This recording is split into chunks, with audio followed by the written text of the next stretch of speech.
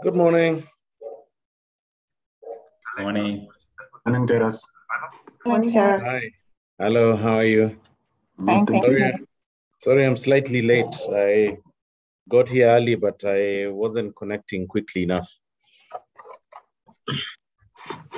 Welcome. Then I guess with that, Kwanza, we can start the broadcast. All right, let me start that right now. All the best. Thank you.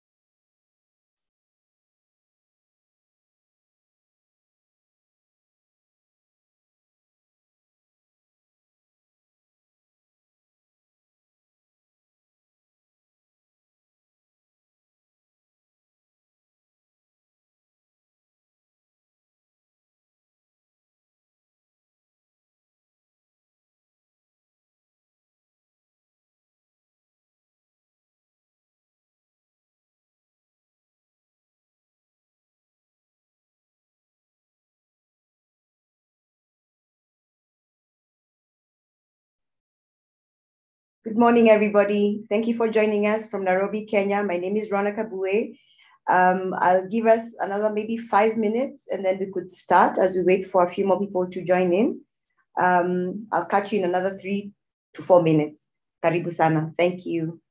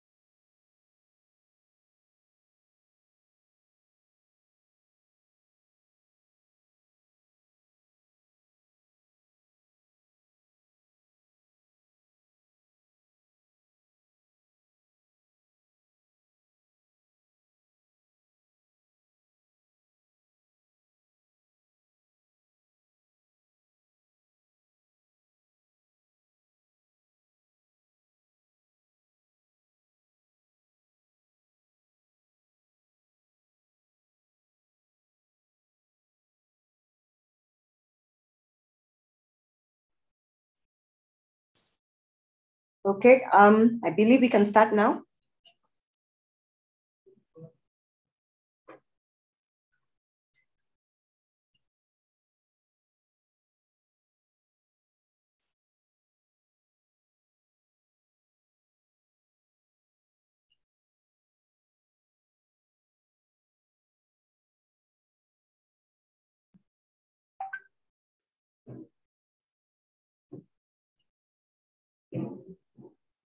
Okay, sorry, I lost my screen. Okay, good morning and good evening. Greetings from Nairobi, Kenya.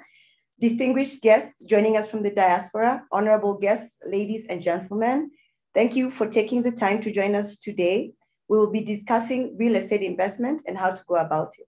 My name is Rona Kabue. I'm head of diaspora banking at NCBA Bank. I'll be hosting today's webinar. And once again, thank you for joining us.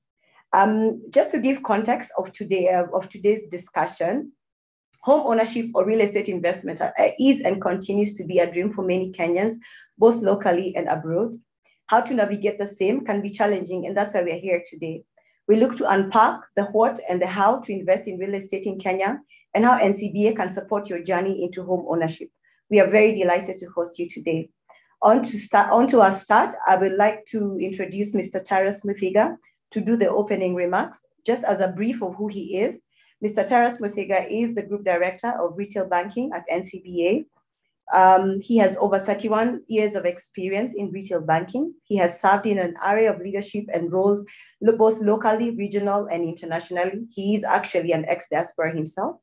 Taras is a certified banker with professional trainings from London Institute of Banking and Finance and holds a Chartered Bankers MBA from Bangor Business School. Karibu sana Taras, over to you. Thank you, Rona, for a warm welcome in a cold Nairobi morning. Good morning, good afternoon, good evening from wherever you're dialing in.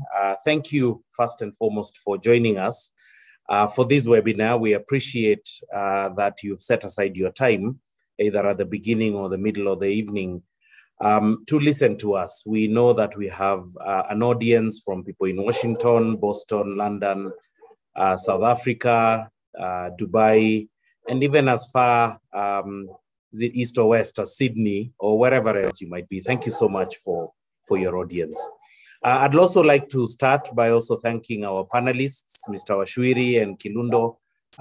We've been partnering and engaging on this forum and bringing your expertise to add to NCBA's platform is much appreciated, and we welcome you again this morning. This webinar is a part of an ongoing series that discusses topical issues around real estate, the options that are available. Most recently, we debated the age-old question of whether I should buy or rent when considering home ownership. And it was a thought-provoking and I think enlightening conversation for a number of people that are dialed in. We've received great feedback regarding that. And I hope through the series, you're seeing NCBA as a thought leader in this space, but more importantly, as a trusted advisor to guide you in what many experts say is the largest and most financially important decision that most individuals make as they continue growing, both as a family and as individuals through their careers and businesses. Real estate in Kenya has grown in leaps and bounds, in part attributable to the remittances that we receive and the interest from diaspora-based clients who are investing back in Kenya and see the opportunity of investing back in Kenya, whether it is as developers or as off-takers of developed properties. The government of Kenya has also invested massively in infrastructure. So moving around, Nairobi is not what it was 10 years ago, 20 years ago. And so it's opening up the city, making areas that were hitherto considered to be far from the center much more accessible. We are also seeing growing wealth within the Kenyan population and a financial sector that is supporting, as I said earlier, both on the development side, that is people that are developing properties for sale, and also on the financing of mortgages. In every sense of the word, investing in real estate is a smart move.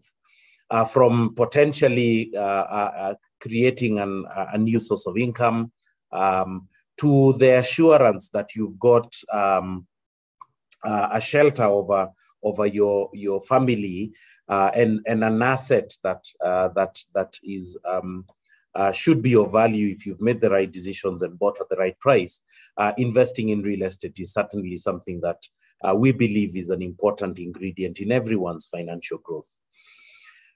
It can, however, be tricky, and we understand that the challenge for diaspora clients is particularly unique, not least because you need to be sure you're dealing with the right counterparties. There are too many stories of people that have burnt their fingers, lost their money, because they trusted either a relative or a friend or a former schoolmate or a developer that either did not deliver to the promise, or money that didn't actually get applied into the right, into the intended purpose. We understand it is tricky. We also understand that the mortgage process in Kenya looks convoluted, can be confusing, can seem to cost a lot, sometimes appears endless. And this is where banks and teams such as what we run out of our diaspora banking unit with Rona can be very helpful to hold your hand, introduce you to parties and individuals that we know are trusted and have a track record of delivering. And I hope through the conversation today, you will see and hear from developments from the market, from the experts that I referred to earlier, that can give you the assurance that the process can be managed in a simple, can be executed in a safe way, and concluded. Indeed, many customers have in fact invested in real estate. And as I said earlier, this conversation is not just about buying ready houses. It is also about developing a plot that you might have bought or want to buy, or even a commercial development of scale that you can then, as a diaspora resident, be able to then on-sell or manage for rental. While there are others that do not believe that buying a home is the right decision, a lot of diaspora customers as well speak about the interest rates in this market. They wonder how an interest rate of 11.9 is sustainable in a market like this. Well, you probably, the last time you started debating it, it was probably 9 point something and 10 point something. Economies are different. The reasons and the factors that drive interest rates to a certain level do have a significant influence. And it's probably a little irrational to expect an interest rate in, say, for example, the UK or the US to apply in Kenya. In NCBA, we are leading the way. In November 2021, we launched what is even today the lowest mortgage rate in the market at 11.9, and most uniquely fixed for the first 3 years. And what we're trying to do here is to encourage people into the home ownership journey, but also give you the certainty that in the first part of your commitment, because we do understand it is a significant commitment, that your repayment will be stable, whatever the environment that might be existing externally with regard to market rates. We have a US dollar rate of 8.25, and I do end a repayment of up to 15 years on dollars and up to 25 years on Kenya shilling borrowings. As I said, those interest rates are competitive in the Kenyan context.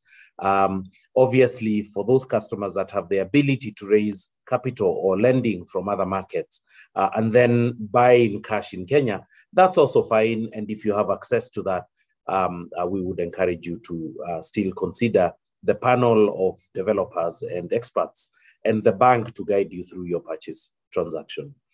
Since the beginning of this campaign, we've seen a significant increase in interest and uptake of this offer. And so it has been well received.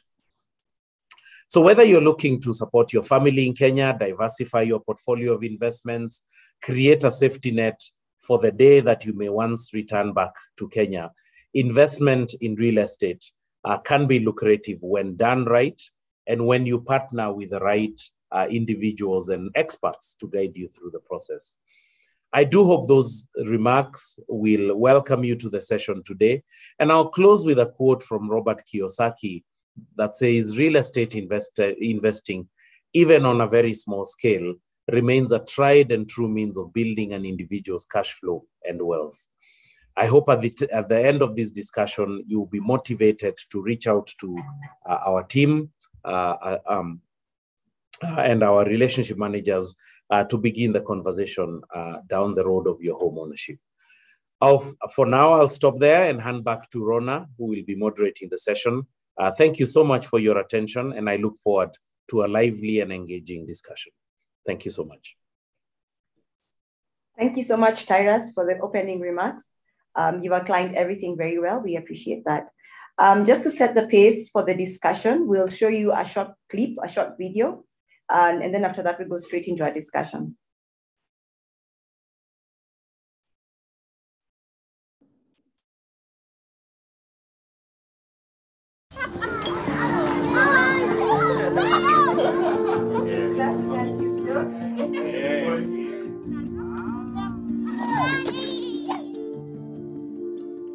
Happy birthday! How are you? Fine. What are you doing? Candice, what's that? I brought you a small bonus.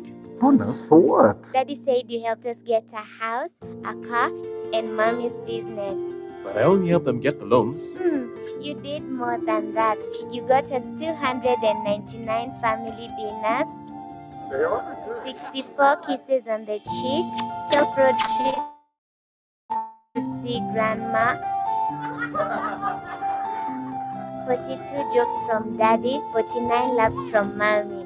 In over 60 years of dealing with numbers, we've learned that the numbers that matter the most to you are the ones that matter the most to us. NCBA Bank.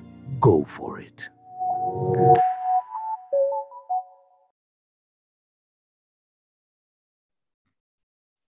At NCBA, we look forward to having you on board. Please feel free to ask any questions that you might have. You can post them on the various social media channels that we are on today, and we'll be happy to answer them during the Q&A session.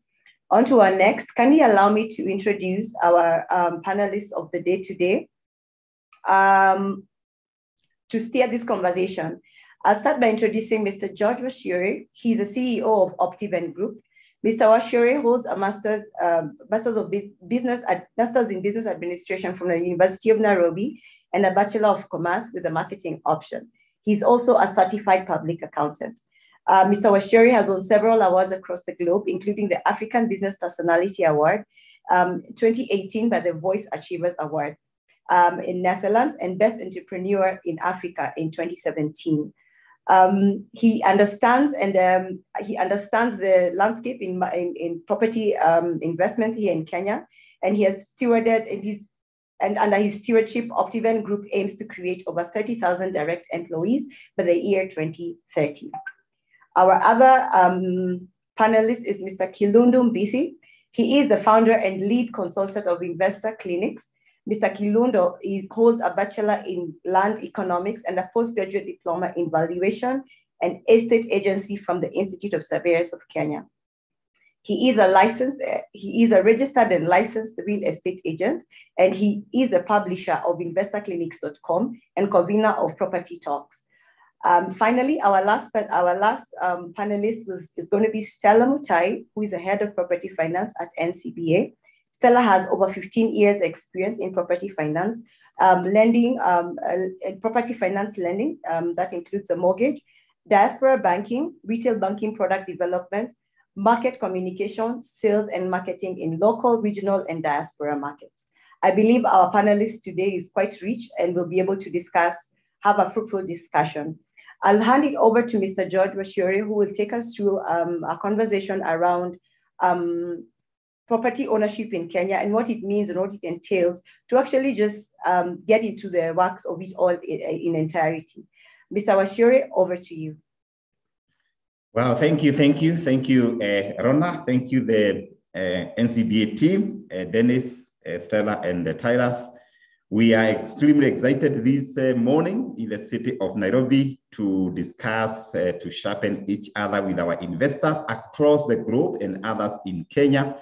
And I also want to thank NCBA Bank for partnership with Optiven. And I know that you have been financing our customers in diaspora, especially for our products. And for all those customers logging in, we are here to sharpen one another. And as Rona says, I'm George Washuri. I worked with a company called Optiven for the last 22 years. And by the grace of God, we have been empowering our people to acquire land. And then they build, and they also put tenants in those particular properties. And when we're discussing NCBA, I just picked some of the questions that we receive from you, our listeners, and we are going to discuss on how we can be able to cover your back. We can be able to be cautious as we purchase a real estate. And I'll be focusing more on land because Optiven is known for land development. And then, of course, construction in another scale. And I'm going to tackle 5 big questions that we ask ourselves as investors, as people who want to invest in real estate.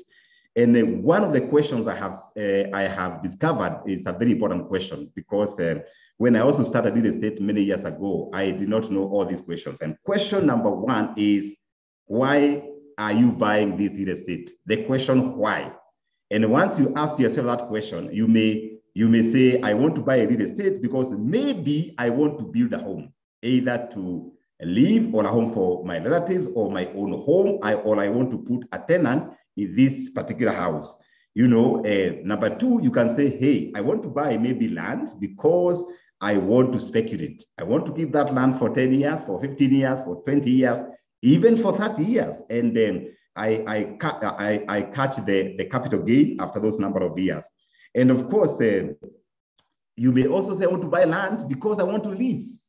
There's a new development in Kenya today. People who bought land along the bypasses, they are now leasing this land. You can lease for 20 years, you can lease for 30 years, and you get money wherever you are, especially people who do car sales, people who are doing hardwares. I have seen a lot of my friends leasing their land, and you can be able to get money. Why are you buying? You can say, hey, I want to build up my wealth. I want to create wealth. You may buy land today, 5 years later, you'll be talking about a sizable amount of money. A good example is the people who bought in Kitengela. I remember 10 years ago, land in Kitengela was 900,000 for an acre. The same land today, it's going for 20 million. And I can tell you another couple of years going to be 30, 40 million. Because land is not adding, it's not increasing. Land is not giving birth. Land is as a resource that is restricted. And we as individuals, we are giving birth. The population is going up and up and up. They are projecting the next African population going to be hit 2 billion. So, and land is not increasing. And of course, why are you buying? I talk to a few people, they say, hey, George, I want to be proud that I own something. When you talk to other people, you say, I have a title in Kenya, I have a title in Kenya, I have a property in Kenya, I have a house in Kilimani. The pride of owning, which is normal for Africans. It's very normal for Africans. And definitely what I call the FOMO, fear of missing out, the fear of missing out. I was giving a story by my late mother that when they were getting properties after the War of Mau Mau, some people were refusing. They were saying that we don't want to go to new properties. We want to remain in the villages. And those people who feared, they are still in the villages somewhere in central Kenya. But those who said, no, I don't want to miss out. They went to Laikipia, they went to Nyeri, they went to Rift Valley, and they own properties right there. That's a question number 1. Question number 2, I have 5 questions, is where? The question of where. I want to buy property in Kenya, but the question is where? As you ask where, 4 things that you must notice. Number 1, location. When you look at location, look at the amenities. Are there schools there? Are there hospitals there? How is the infrastructure? You know, how is the security? Is there water there? How is topography? Don't be like George Washuri. My first property I bought was somewhere in a very hilly place.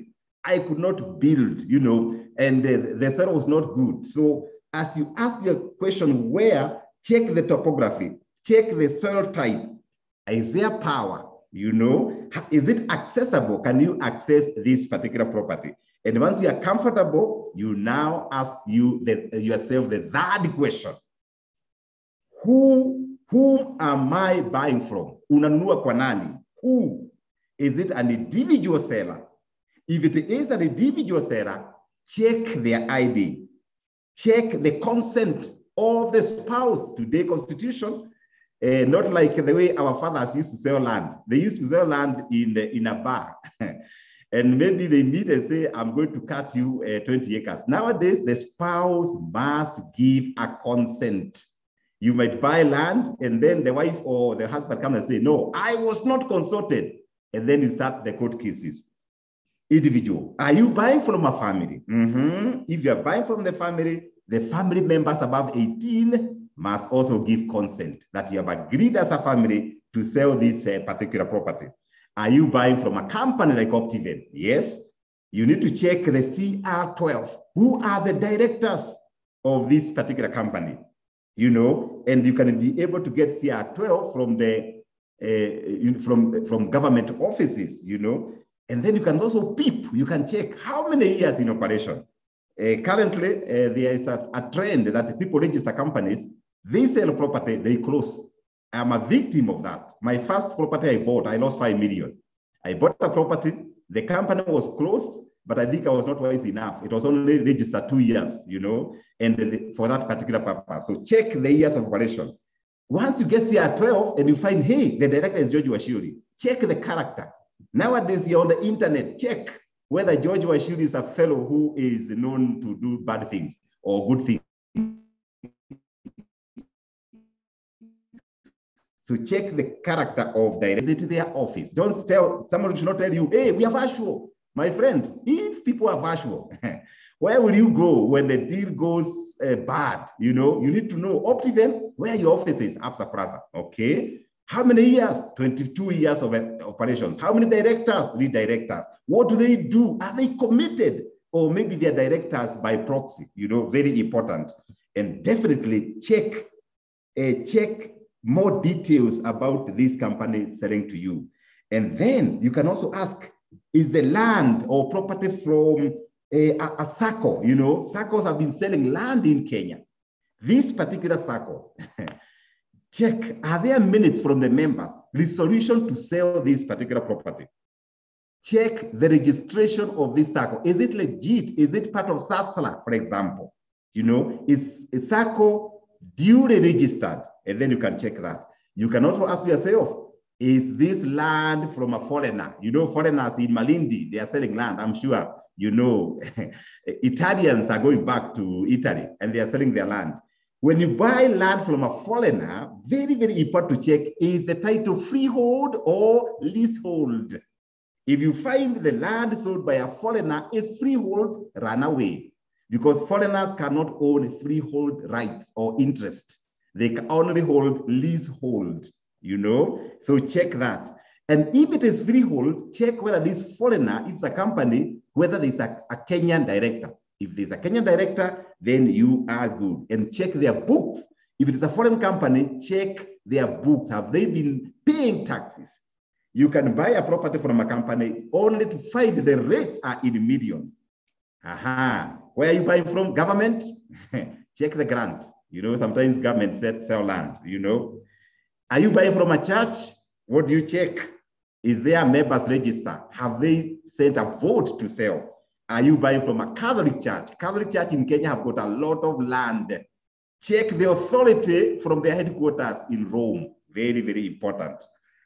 Are you buying land under succession? Men, check the succession process. I know my friends have bought land under succession. I have a friend who have got now 7 years following this particular land because the succession grant has never gone through. The quick one, even as you buy this particular land, check the beacon certificate and also check mutation if it is freehold. Question number 4, I can see time is running quickly, is when. When do you want to buy? Question number 4 is when. Do you want to buy now? Do you want to buy later? Do you want to secure maybe the deal does not go, does not keep you, you know? And if you want to buy now, always create time to view. Those in diaspora, send somebody to view on your behalf. Check the distance, check the landmark, mark where the land is. Don't be like George Washuri. One time I bought land, but what was given was 5 kilometers away. So check, hii shamba iko wapi? From where? What are the coordinates? So that 5 years later, you're not shown another piece of land far away and maybe you paid more. And then finally, how? How do you buy? That's where NCBA comes in. Do you want to be financed by NCBA? And I'm sure Stella and the team will be explaining how to do it, you know? Or do you want to buy in cash? Or do you want to buy on installment like what Optiven does? Or how do you want to buy? Do you want to partner with your spouse to buy jointly? Or can you buy as a group or as a family or as a chama? I'm sure the NCBA have got a product for people buying as chamas. You can be able to get financing. Or do you want to buy through property swap? Property swap is whereby you have a car and exchange with the land. I've seen it in Kenya lately. You have a house, you want a bigger piece of land, you exchange, you know, or do you want to do barter trade? I've seen people come into Optiven, they say, I'll supply you with Cabro, give me a piece of land. I'll supply you with the solar street lighting, give me a piece of land, you know, barter trade. And then my bonus point is, how can you mitigate risks? We are all victims of asset purchase, especially land purchase, especially people we deal with. Always use an attorney or a lawyer. Very, very important. Number 2, visit the site. Yani just go there. Send somebody to see that site. Visit that individual, that family selling to you, that party that is selling to you. Have one-on-one, eyeball to eyeball. Definitely it's safer to go through the bank because the bank have got valuers, have got their lawyers, so you are safer going through the bank. And of course, you can also check the value. Get a valuer to check for you the value. And the agreement you sign, please, people, don't just sign. Check the refund policy. If Optiven does not deliver, are you assured of 100% refund? If you don't deliver, how is the refund? How long does it take? Very, very important. Refund policy. Verify the agreement. Check the land rates, you know, especially for leasehold. Are the rates paid? Very, very important. You know, one time I bought a property in Syokimau. I did not know that the rates were not paid. I paid rates for 4 years, a lot of money. So don't be like me. Check the consent to transfer. Is it well signed? Is it approved by land board? Very, very important. Ensure the duty is paid. Pay government taxes, get a duty receipt. And then finally, get all your documents, open a file. That file should have your title, you should have your consent, you should have your mutation, you should have your deed certificate, and definitely you'll be smiling at the end of the day. I wish you all the very best as you purchase land. And Optiven, we give you 22 years experience. I am so happy that I have empowered over 10,000 people to acquire properties through partnership of NCBA. And those who are there, we are here to support you, to hold your hands, to ensure that when you come to Kenya, those who are in Kenya, you are able to acquire a piece of Kenya. God bless you. God bless you. I put a comma there. Back to Stella or to Rona. Thank you so much, Mr. Washuri, for the informative information that you've given us. We really appreciate that. Mr. Washuri, thank you. I took some notes. I took the liberty to take some notes, and you mentioned that we invest in property, specifically in your case, land, for various reasons, like for example, for capital gains, for reasons like leasing, or for just pride of ownership. And I think I would want to focus a little bit on pride of ownership because like you said, a lot of Kenyans or Africans are very tied to owning something here locally, even when you're abroad and you're looking to own something back home. It's something that we really look forward to having. And pride of ownership is we can make that possible because then now we have learned that there's various things that we need to look into when investing in property, and specifically in your case, we're speaking about land back in Kenya. Just to mention and just to put this through right now, if you have any questions, kindly feel free to post them on the social media platforms that we are on. We'll be able to answer them during the Q&A session. I'd like to just introduce Mr. Kilondu to just go into take over the next session and just take us through his a few pointers that he has with regards to real estate investments here in Kenya. Over to you, Mr. Kilondu. Please tell us what you have in mind. Thank you. Thank you very much. And it's good morning, good evening, good afternoon from wherever you're tuned in from the diaspora. It's a wonderful morning from Machakos County. I'm joining you from Machakos County, and it has been raining and raining and raining. That's why I am in darkness. We have power outage. And of course, as the day progresses, I will have an opportunity, of course, to enable my camera so that we can have a good session together.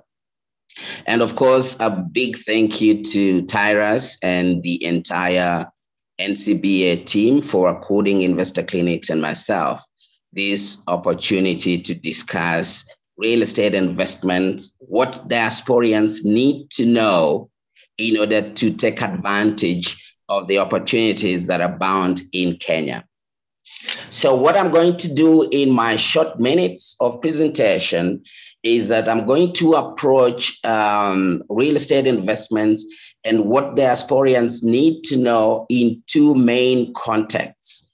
The first one is I will discuss the general opportunities that the diasporians have in Kenya, both in home acquisition and in real estate investments, properties for investments. Secondly, I will also talk about the approach that they need to use as people in the diaspora. It is a different idea to drive to Syokimau, like Washiuri did back in the day, have a look at a piece of land and sign the contract.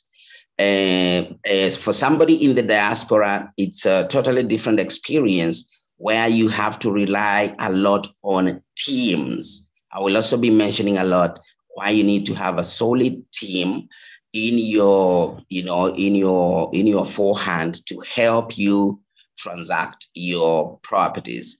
And finally, as I discuss this very crucial discussion for today, is I will come and present a bit of off-plan developments. A lot of people in the diaspora ask a lot of questions about developments that are done off-plan in Kenya. I will handle a bit of the pros and cons so that you can know how to do your investments. And finally, as a bonus, I will discuss whether you should build or buy ready existing property. Thank you very much. So to commence this conversation,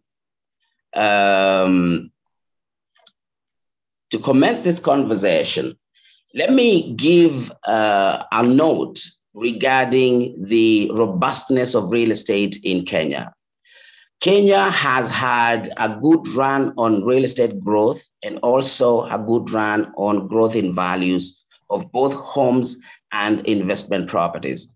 So what I would like to mention to diasporians is that as we discuss today about what you need to know, the first thing that I would like to mention is that you need to know that Kenyan real estate is robust and it's going to offer you immense returns if you do it right. I'm going to be giving you some pointers on that.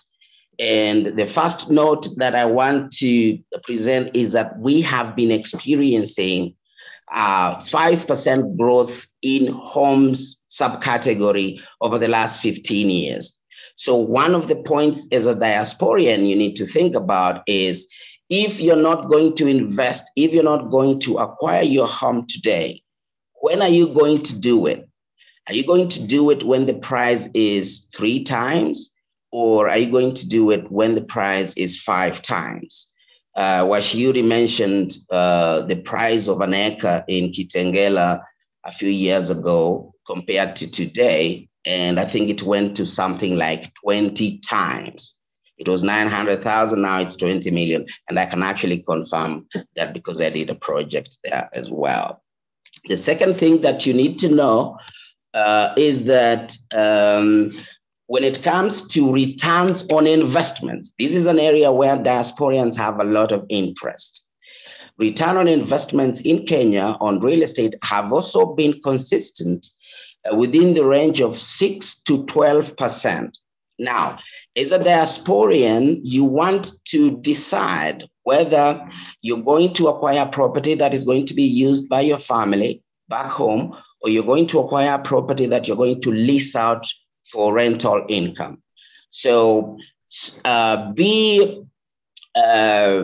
rest assured that if you do the right thing, I'm going to describe the procedure that I recommend that you follow. You'll be able to get returns between 6 and 12%, depending on whether you've acquired a single dweller unit or a multiple building handling multiple families. And finally, in the commercial arena, we've also had good and well-sustained returns on investment in the range of 5% to 10%. So the commercial area is beginning to grow tremendously because of the changes in the built environment.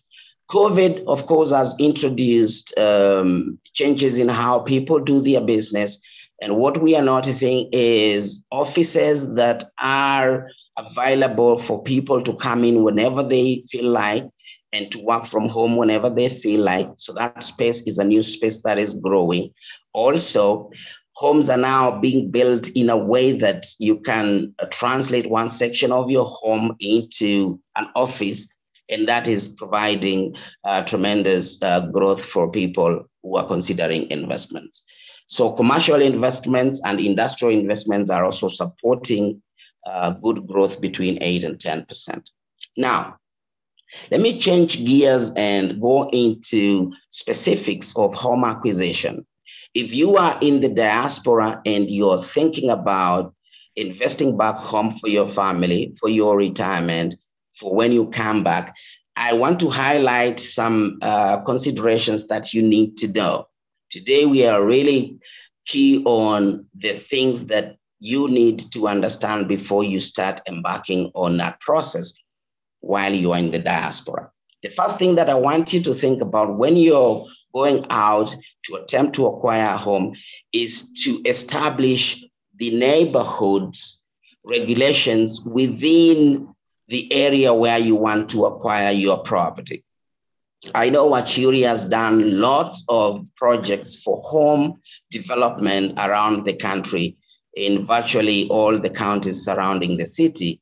So you want to ask Wachuri, if I acquire this plot in Victory Gardens, for example, I've been to your project there, the person in the diaspora wants to ask you, what are you going to allow me to do here? And what are you not going to allow me to do in this particular neighborhood? So that is very key. And the reason is that I've got experiences with my clients in the diaspora who acquire properties in a certain, call it a gated community, without first establishing what regulations have been put in place within that community. And a few years down the road, they are disappointed because they cannot do what they intended to do. A very good example is when you mix home acquisition with an investment and you decide you're going to do 3 houses on 1/8 of an acre. In the back of your mind, you're doing your math. You're a very smart investor, of course, but what you haven't found out is that within this particular scheme, within this particular gated community, we are only allowing 1 house per plot. So down the road, you're unable to achieve your objectives because you did not find out what the rules and the regulations are. That's very key for somebody who is not within the country when they're making the acquisition. The second thing you need to know, which is related to the first, is you need to understand the county regulations within the neighborhood where you're acquiring your property. Again, it comes as a disappointment when you have completed all the process of acquisition, you've gone to NCBA Bank, acquired a mortgage, bought the land, and you want to construct your development. And the county regulations do not allow the kind of development that you want to construct in that particular neighborhood. So it's very critical that before you acquire your property, you find out what zoning has been done in this particular area. If you want to do development, I'm going to be talking about investments. Should you buy the property in our controlled area, or you want to buy the property in an area where you can apply for change of user and have your property approved for commercial development, so that you can do your 4, 5, 6 stories within the plot. The other critical piece of information that you need to know when they are in the diaspora about the property that you want to acquire is the lease period. A lot of properties within the municipalities and within the city of Nairobi were changed from agricultural user to residential user and commercial user. And in the process, they commuted from freehold interest to leasehold interest, mostly of 99 years. And it may come as a surprise to you when you receive a title deed that says absolute ownership, no lease indicated. But actually what has happened is that there may have been an omission on the part of the Ministry of Lands, where the title that was issued did not indicate that the lease was beginning from when the subdivision was done. Yeah, I believe there has been a big effort on the part of the government to ensure that the titles that are come out of the subdivisions actually indicate that this piece of land was changed from freehold to leasehold when the seller of the land subdivided it from 10 acres, 100 acres to 50 by 100 plots or 100 by 100 plots. Very critical for somebody in the diaspora to find out what is the lease period remaining on this piece of land before acquiring. What is the lease period remaining on this house, on this building before acquiring it? Recently, I had an experience with my client where we were acquiring an investment property, and the lease period that was remaining was 5 years. So we had to wait for the seller to go back to the Ministry of Land to apply for an extension of lease to a minimum of 40 years. Again, a very important point, because TIRAS will not give you money on a property that has a 10-year lease, a 5-year lease, a 15-year lease. He wants a property that has a lease of more than 30 years. So we are still waiting for the process of the extension of the lease to be done in order for us to complete this transaction.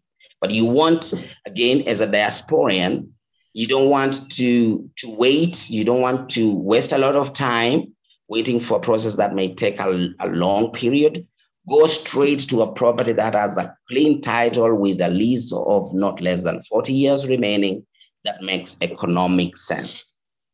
Very, very key. Now, let me switch again gears from home acquisition, what you need to know, to investment properties and what you need to know about investment properties as a person in the diaspora. The first thing that is very critical in any investment is return on investment. So as a person in the diaspora, you need a team of experts that will help you, that will analyze this piece of building for you. It may come as a surprise if you're a diasporian and you've acquired a property expecting a certain rate of return. But when you complete the acquisition, you realize actually this property is turning a loss for me. Okay, very simple, but yet very powerful if you handle it at the beginning. So get some experts to analyze for you the return on investment and also the return potential for this property going forward. Is this property likely to be enhanced? If you are in the diaspora and you want to, probably you are constrained on how much you can acquire or you can spend now, and you may be forced to acquire a small building that you're going to change and increase the number of floors. That's very critical. You need somebody to assess that for you and tell you that, you know, this property, you're getting it for 5 million today, but as you organize your finances, you'll be able to increase it to a total value of 20 million when you add 3 more floors 10 years down the line. Okay, so that's very critical for somebody who is thinking about investments and they are in the diaspora. Have the property analyzed for potential for returns on investments. The second critical piece of information for a diasporian when they are thinking about investing in property for rental purposes is approvals for the development. I have one of my clients based in South Africa, and they have been trying to acquire investment properties in Kenya. And of course, one of the challenges that we've been facing was to get properties that do not have full compliance with the City County of Nairobi.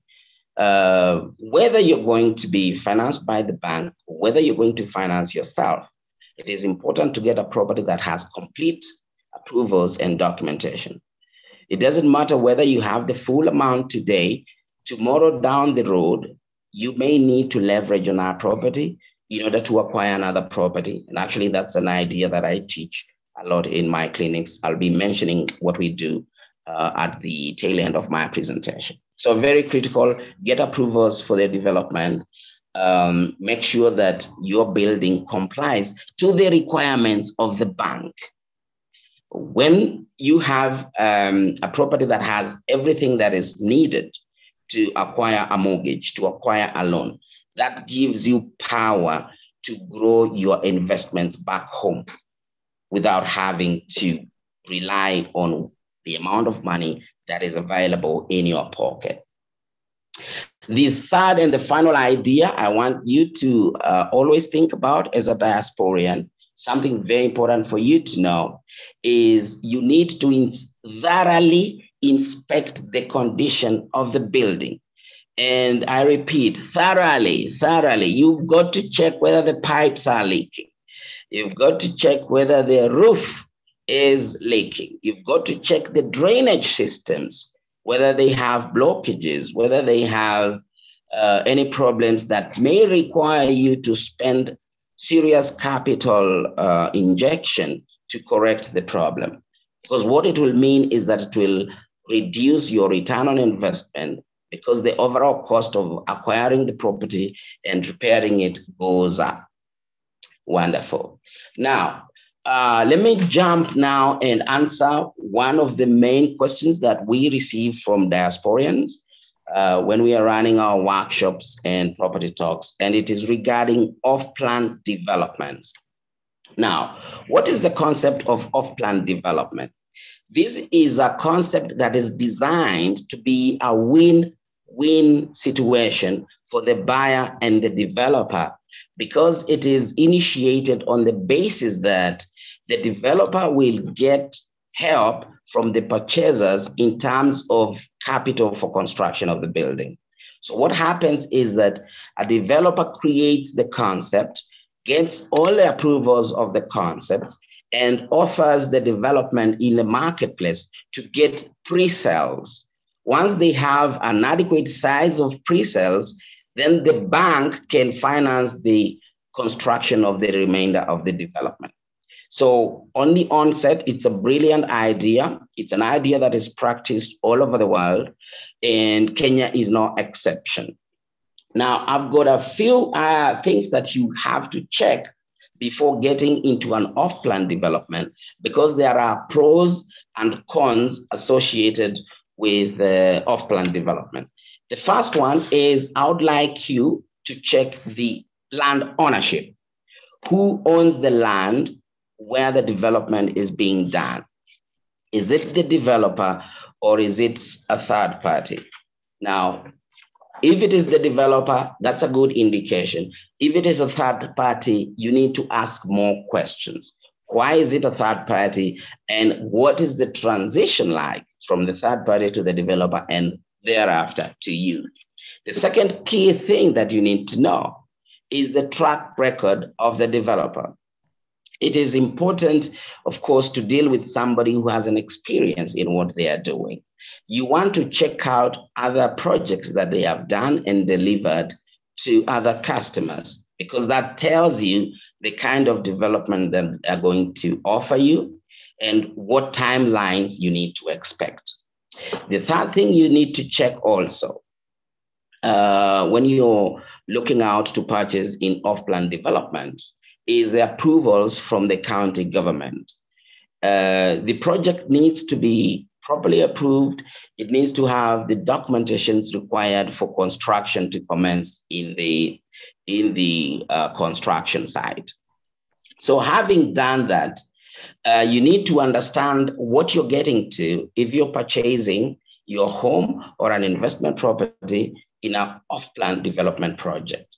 So let me describe 3 pros and 3 cons in off-plan development so that you can seize yourself, you can measure and check whether this is a route you want to take and how you're going to implement it. So I'll start with the pros.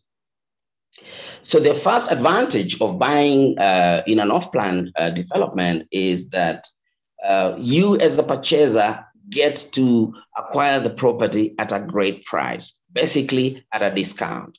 And why is the developer giving you a discount? The developer is giving you a discount because you are helping them finance the construction. So they ask you, for example, for 20% or 30% down payment, then maybe you can pay the rest at the end of the construction, or you can pay the rest as the construction progresses. So you will benefit from getting a slightly lower price on the equivalent size of the property that you're acquiring.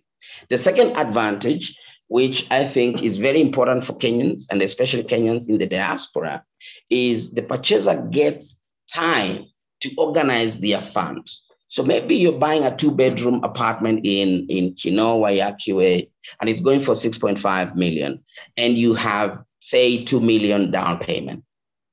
So as the developer continues with the construction, you are able to organize yourself and get the remainder of the funds as the construction goes.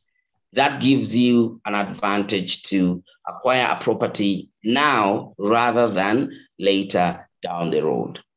And the third advantage a purchaser gets from getting into an off-plan development is that you get an opportunity to make changes in the design and the finishes of your apartment.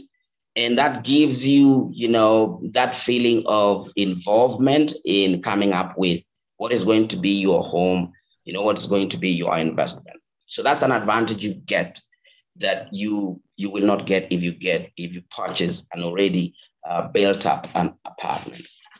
Now, on to the cons, the disadvantages. The first one is if you get into a development from a developer who has no experience, you are likely to get challenges on delivery timelines. You're likely to get challenges on quality of construction. So you want to make sure that you avoid getting that disadvantage. The other disadvantage that may accrue from an off-plan development is disputes that arise when the land ownership is not straight up to the developer. There are many projects that are based on joint ventures, and we have seen many disagreements that erupt down the road when the project is nearing completion or somewhere in between. So you want to avoid those disadvantages. And of course, the most dreaded one is an unsuccessful completion. You have put your money in a project, just like Washiuri mentioned. There are these folks who will start a company, collect the funds, then take off in thin air. You want to avoid a situation like that. And I have some recommendations for you on how to proceed, which is the next subchapter that I want to talk about. This is how I think somebody in diaspora needs to think and needs to process the acquisition of a home or an investment property back home. The first thing is set out your clear objective on what you want. Do you want a home? Do you want a homecoming investment? Do you want an investment? Once you've done that, set up your team. Set up your team of professionals. This is very critical. Get your agent. Get your valuer, or the bank will recommend a valuer for you. Get your lawyer, or the bank will recommend a lawyer for you. Get your architect. The bank can also recommend an architect for you. Get your engineers. Get your quantity surveyors. Now, this team of professionals help you handle the technical areas of your property acquisition. You know, Tyra's mentioned that property acquisition is one of the major investments that people make in their lifetime. So you want to plan meticulously and have a team that you trust, a team that has experience, that will help you go through the whole process and avoid a lot of hiccups. The fourth idea that I want to share with you is get knowledge. Learn as much as you can about the process that you're about to embark on. If you're buying a home, learn some ideas about what you need to know about a home. I actually have a small report where I wrote 19 things that you need to know before buying a home. Take that report and read and understand what salient features you need to know, because that is going to help you manage your team. At the end of the day, the decision maker is you, the project proponent, the purchaser of the property. And of course, 100% responsibility lies on your shoulders. So if you acquire the relevant knowledge of the market, you stand a chance to understand what the team members are trying to tell you, the direction that the team members are trying to steer you without a lot of friction. And of course, finally, this is what we want you to do. This is what NCBA Bank wants you to do. It's to go all the way and implement your project with the help of the bank, with the help of Washiuri, of course, with the help of Kilunda Mbithi, and everybody will be happy for many, many years to come. All right. And to wrap up my presentation, I want to give you a bonus content on should you build or should you buy ready house? Should you build or should you buy ready building, ready development? Now, if you were in Kenya and we were having a meeting in my office, of course, the conversation will be different. But you are in Australia, you are in New York, you are in London. We have to look at things from where you are. My big recommendation would be if you can get a property that you can transact straight up without doing any other work, that would be my best recommendation. If you're going to Wachiuri to get that piece of land, just go straight, get that piece of land. If you're going into a project that is being supervised by the bank, go straight and get that project that is being supervised by the bank. If you are buying a house that is existing in South Sea, go straight up and get that house existing in South Sea. Why? I've got 3 points that I think are very relevant to a person in diaspora. And the first point is when it comes to supervision of construction, it is very hard to do it remotely. We have so many stories, gory stories of people sending money in diaspora to construct a 4-bedroom house with an SQ. And when they come back home, they find the SQ. They don't find the rest of the building. And this happens a lot with relatives. It is very hard to supervise a building or a construction remotely. The second disadvantage, the second thing you want to avoid as a diasporian is you don't have a chance to supervise the changes in the prices of materials. We live in a country where prices of materials change every month. You know, I was discussing with my client who is building a project, and he was telling me the cost of steel is gone through the roof. You know, the cost of cement is gone through the roof. So as a diasporan, you will be given this piece of news, this piece of information, but I'm not sure how it will sit well in your financial plan, because you live in a country where these things do not happen every month. So that presents a conflict source that you want to avoid as a person in the diaspora. And finally, managing changes required in your construction. It is almost impossible to execute a construction that will not have changes down the road. How will you manage those changes when you are in the diaspora? Okay, so with that bonus, I want to think that our friends in the diaspora have a great opportunity to invest back home and keep investing back home. As I say, my quote that I want to finish today's presentation is that you need to buy real estate. You need to buy real estate, and you need to buy real estate.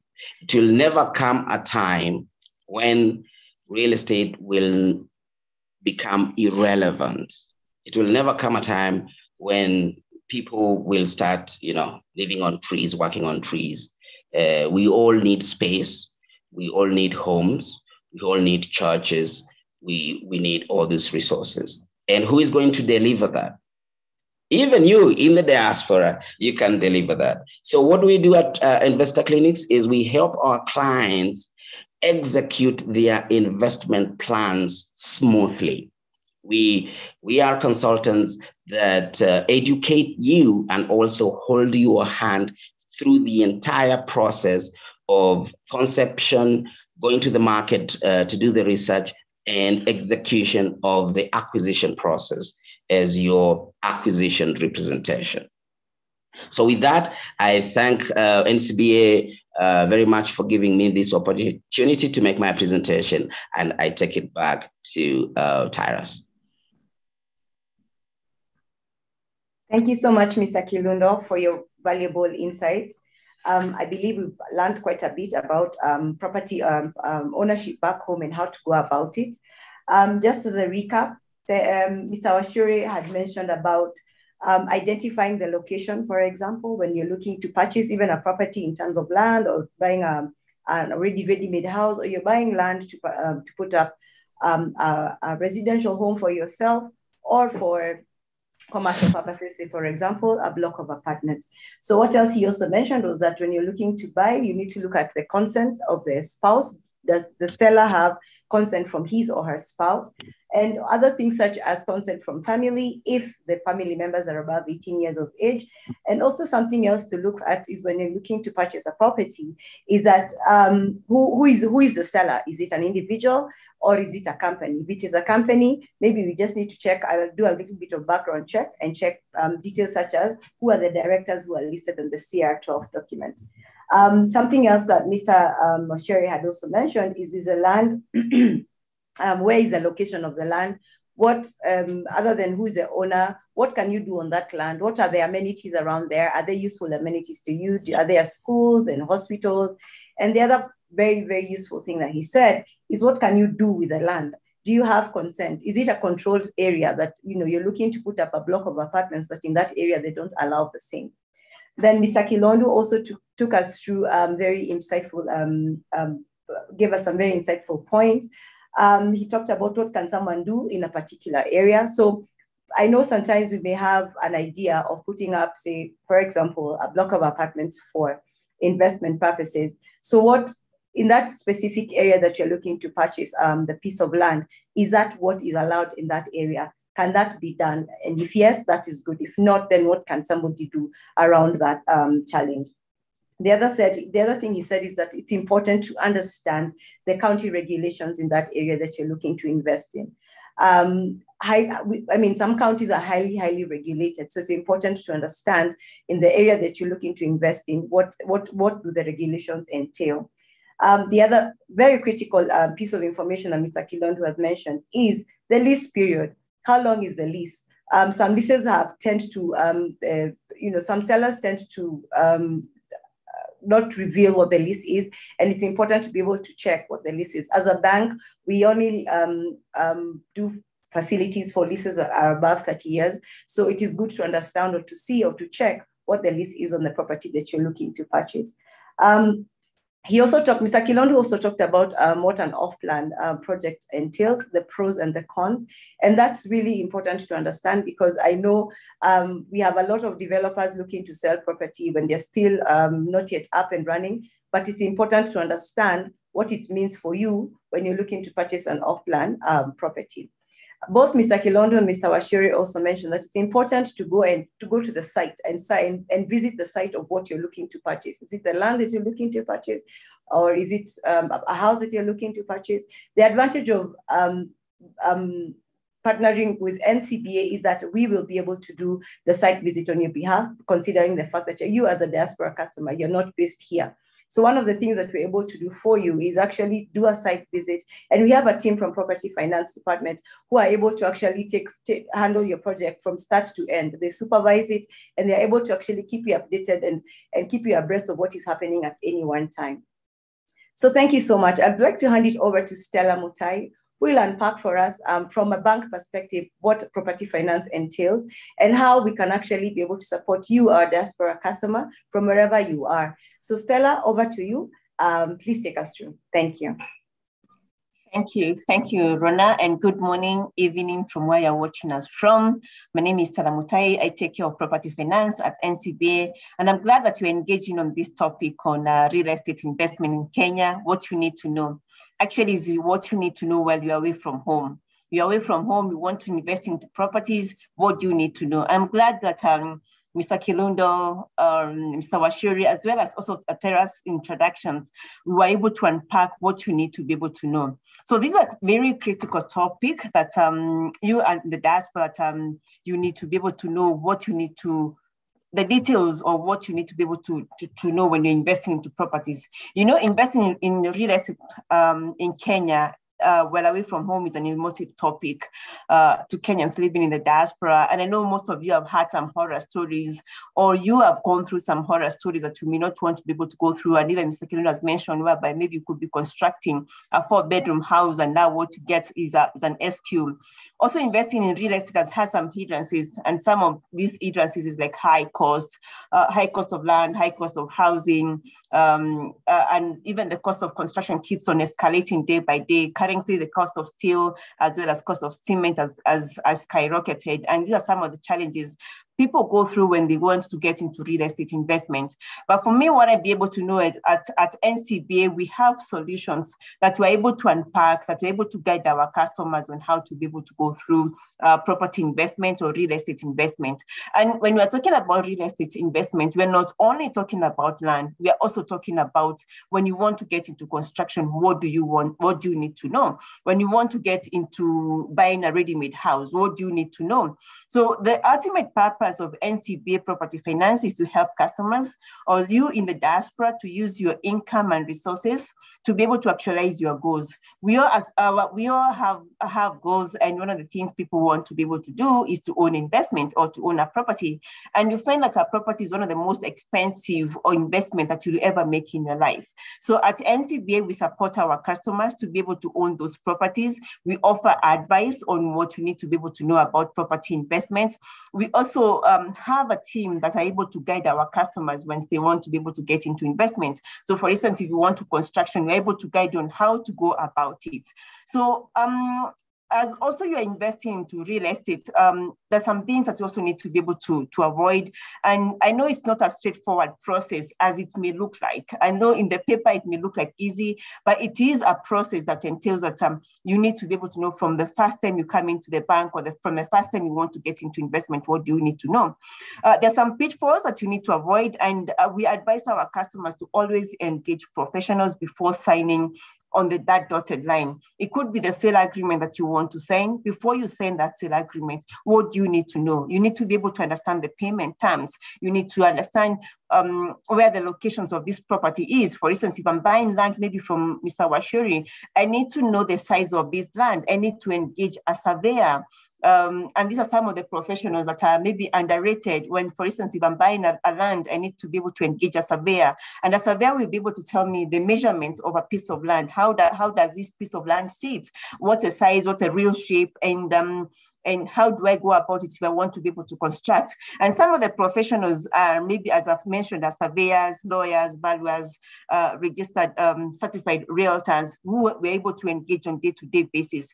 So when it comes to construction, it is also imperative to be able to engage professionals like architects, QS, engineers, and they must be registered and have a practicing certificate from the relevant bodies. For instance, if you are constructing or if you want to be able to get into construction, and I'll be able to unpack some of the products that you have or some of the solutions we have for the diaspora customers. For instance, if you're getting into construction, you need to know if an architect, if a QS is registered by one of the bodies, it's called BORAX. BORAX, and are they registered by the Architectural Association of Kenya? If it's an engineer, they registered, and if it's a contractor, they registered by the National Construction Authority. Those are some of the things that we need to be able to check if, for instance, you are getting into construction. And then when buying a property, always consider three things, and always these things are very critical: location, and location. It's very important for you to be able to discuss to consider the location where you're buying this property from. One, the reason why you have to consider the location is, will I be able to access amenities, or if, for instance, I'm buying the property for my family back home, will they be able to access schools? Will they be able to access hospitals or any amenities that are around in that area, the shopping centers? Or if, for instance, if I'm buying these properties for me, maybe you in the diaspora, you're planning to come back home, maybe in the 10 or 20 years. With that area, will they be able to have roads? Are the roads passable? Those are some of the things that you need to be able to consider. And looking at NCBA, how do we support our customers? We have solutions we're keen to support innovative solutions within the property market. And some of these property markets is to ensure that they are sustainable and we withstand the challenges that come the new normal. We're experiencing the new normal. With COVID, we've had quite a number of challenges. And with this pandemic, we've been able to learn one or two things, and we've put some measures for our customers to be able to mitigate, or even to be able to come through, or even to be able to get into property ownership. Some of these measures that we've put through besides the products that we have, is a pricing. We have reduced our interest rate. Currently, we are lending at 11.9%, and this rate will be fixed for the first 3 years. This enables you, a customer, to be able to get into property investment. And one of the things that we note that is we know very well, like, for instance, this being an election year, many people shy away from getting into property investments. So we have a concessional rate for our customer to be able to take. Then the other thing that we have is partnerships. We partner with better developers in the market. We also partner with architects, engineers, and quantity surveyors to ensure our customers are getting the right product, the right product or the right solution in the bank. So we have an array of products, excuse me, we have an array of products that our customers are able to enjoy. And some of these products is one, for instance, we have the home loans, and the home loans is where, for instance, you want to be able to invest back home. We are able to offer that solution. You're buying a property for investment purposes, for rental purposes. We're able to finance you up to 80% of the value of the property. And it all depends on where you want to be able to acquire this property. As long as it's within the county headquarters or within maybe what we used to call the Nairobi metropolitans, we are able to finance you as our customer. Then the other products that we have plot loans. And our plot loans, we finance our customers up to 70% of the value of the property, and for a maximum period of 5 years. For this location, as long as I've said, as long as a property is within the county headquarters, you are able to finance you, our customer, to be able to purchase that property. Then we have construction products. If, for instance, you want to be able to get into construction products, we have several solutions. One, and the best solution that suits our diaspora customer, is NCBA Easy Build. These are products that we provide three things. One, we provide the financing. we provide the construction team, as well as also we provide the designs that you are able to choose from. So we have an array of designs that you as a diaspora customer can be able to choose from. And these designs, they range in between the bungalows, the maisonettes, as well as even the apartments. And what we've noted is that with the changing trends in the market, we keep on innovating or keep on changing these designs so as we ensure that they are very trendy and be able to choose these designs. So from the designs, we choose you can be able to, as I've said, you're able to choose the designs, and then also we provide the professional teams. And the reason why we provide the professional teams is we noted that many customers want to get into properties and they don't know where to start from. So we're able to provide an architect, we're able to provide a QS, quantity surveyor, we are also able to provide an engineer. And for you who is in the diaspora, you're able to sit comfortably knowing that NCBA has vetted a construction team and they're able to work with you, they're able to construct the house according to your taste and preferences. Then the other products that we have is if you already own a property, we have our equity release product, and this equity release allows you to get equity or to get money out of an existing property. It could be land, it could be a house, or whatever property that you have, we are able to offer that solution. And then also, maybe as a rider, we also other construction products that we have. We have the buy and build. The buy and build, as the name sounds, is whereby you buy land and simultaneously you're able to construct. And still for this one, we're able also to be able to work with our customers. We have qualified professionals in the bank. We have qualified quantity surveyors who are also able to guide you, or even to be able to look at the approval drawings, to able to look at them, at the team that you are working with. Are they qualified? Do they have the relevant documents from the authorities? And we are able to guide you on how to be able to go about construction. You'll note that when it comes to real estate, it's one of the industries that is highly regulated, and we always tell our customers to ensure that they get all the relevant documentation, and we also guide them. And how we guide our customers is by having the qualified team that I've mentioned. We also have our valuers. When we're doing a property, when you're buying a property, we're able to carry out a valuation for you. We also have a panel of lawyers who are able to carry out a further due diligence of the property. So when you're acquiring a property, what's the process? How do we go about the process of acquiring a property? The most important thing, yes, you have in mind that you want to buy a property in a certain location, maybe South Sea, you want to buy a property in whatever county, Nakuru County, that is opening up pretty fast, or you want to buy a property in whichever area that you want to do. The first or the most critical thing, you have to conduct a search of the property. When you're conducting a search of the property, this is done either it can be done by a lawyer, it can also be done by a valuer, and all what they need to be able to know is to be able to confirm the ownership of the property, and if the property has encumbrances is whereby if there are any secondary rights on that property, if there are any caveats on that property. And if there are any caveats, it's good to be able to ask maybe the person selling the property, why do we have these caveats? Why do we have the property supposed to be reading Stella Mutai, but is reading someone else's name? Why is it reading this name? So it's necessary to be able to conduct a search and inspection of the property, and this is ensuring that we're doing a proper due diligence of the property. So once you are satisfied with that, then you can now be able to approach to the bank for the bank to be able to offer a facility or a loan that you are looking at.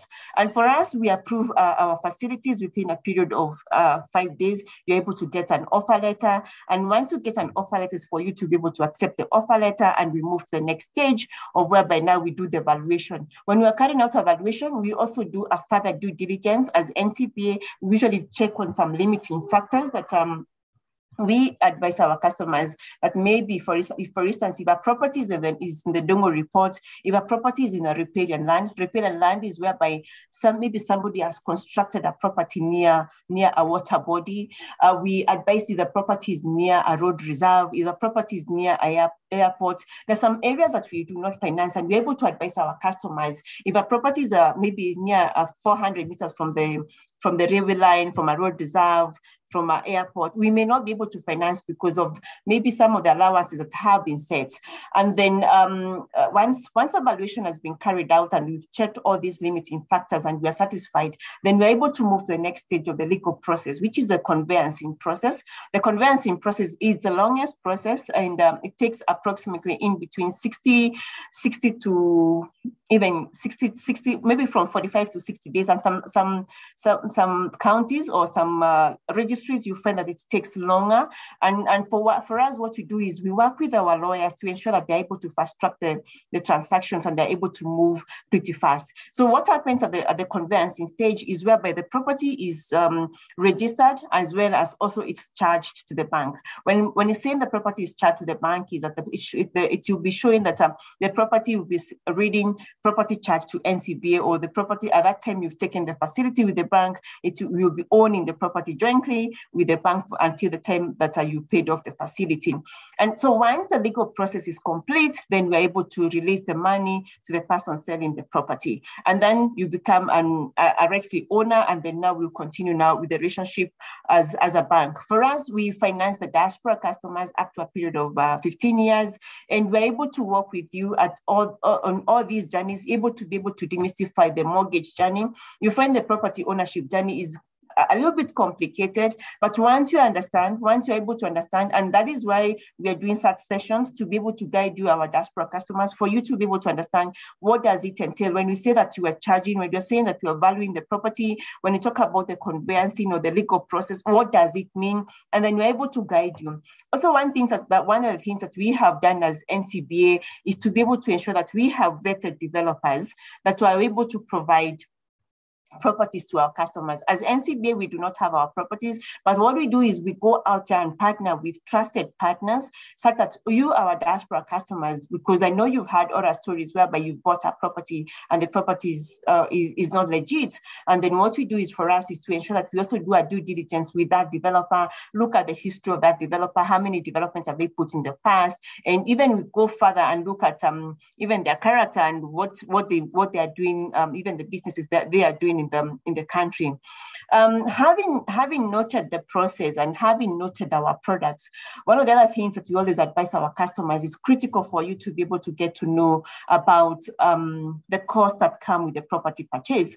We usually estimate the cost to be in between 6 to 8%, and some of these costs are stamp duty. Stamp duty is in between 2 to 4%, and the stamp duty is paid to the government, as well as now also we also have the valuation fees. The valuation fees are paid to the valuers that we have in our panel, and for us, these fees sometimes are negotiable. You can be able to talk to the valuers and be able to give you a concessional price, and also we also have the legal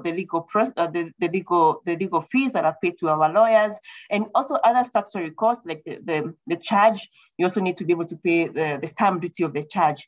When you are running this campaign, what we have done is that we have negotiated a concessional fee with our lawyers and our valuers, and this is we've been able to extend these discounts to our customers, and they are able to enjoy that.